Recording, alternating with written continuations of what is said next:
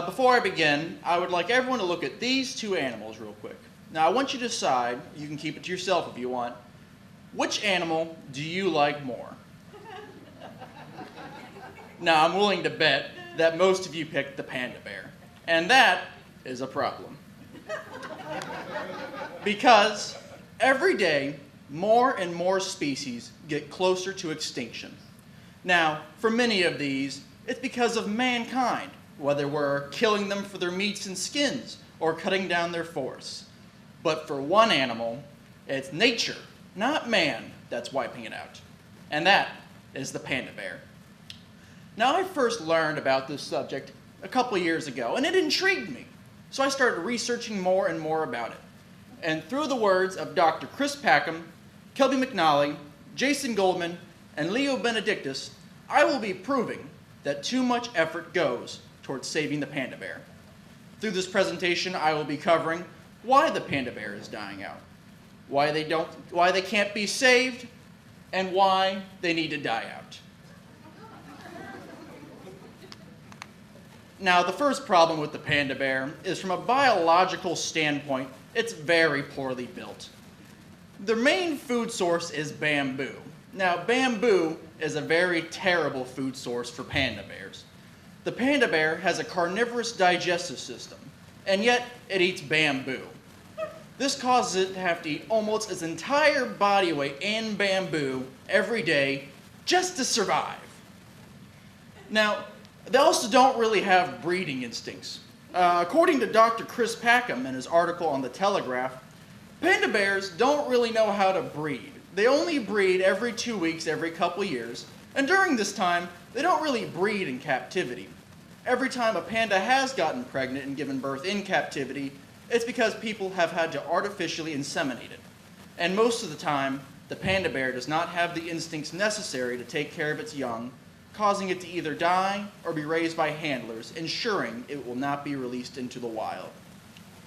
The panda also doesn't really fit an important role in its food chain where it's found. Nothing really eats the panda bear to survive, and the only thing pandas eat is bamboo, which grows at such a fast rate that the panda doesn't really affect its quantities.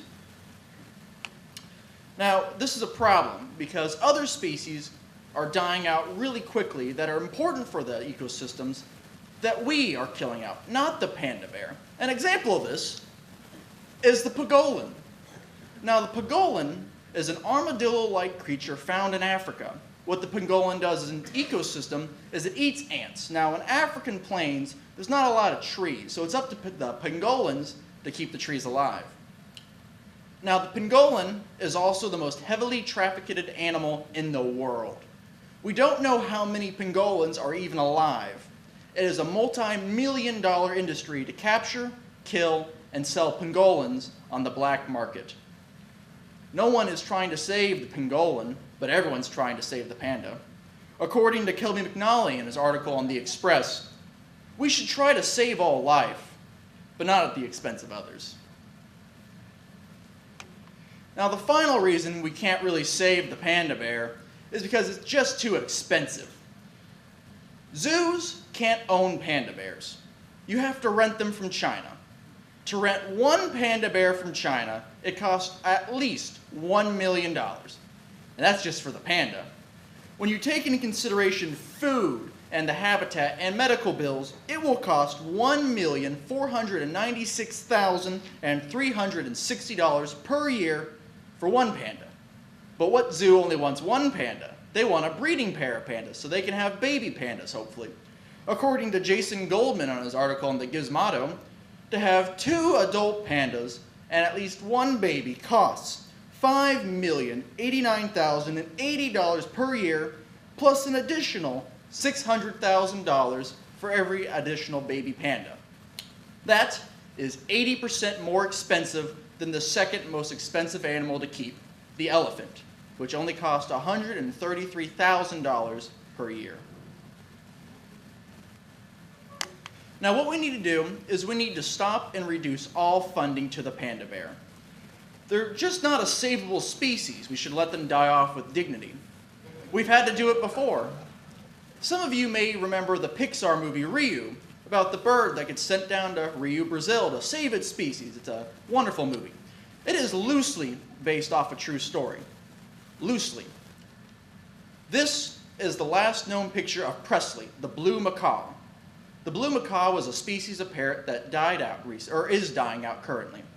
Presley was thought to be the last of his kind, male-wise, to preserve his species.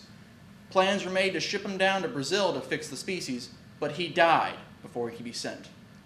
Biologists around the world let out a heavy sigh as they decided it was best to let the macaw die out rather than inbreed it to preserve it. And what we need to do is we need to reroute all the funding that goes to the panda bear. We should put it towards species that can be saved. It would have helped that dolphin from the beginning. This was a creature known as the bongee. The bongee was declared officially extinct in 2007. It is currently the only marine mammal to have gone extinct in mankind's time. It was found in a river known as the Bongee in China, and it died from overpollution.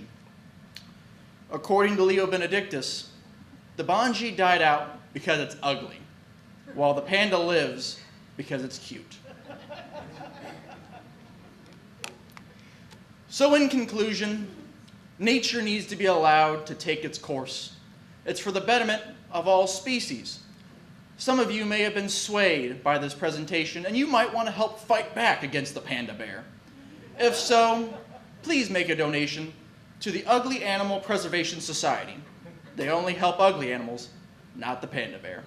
Thank you.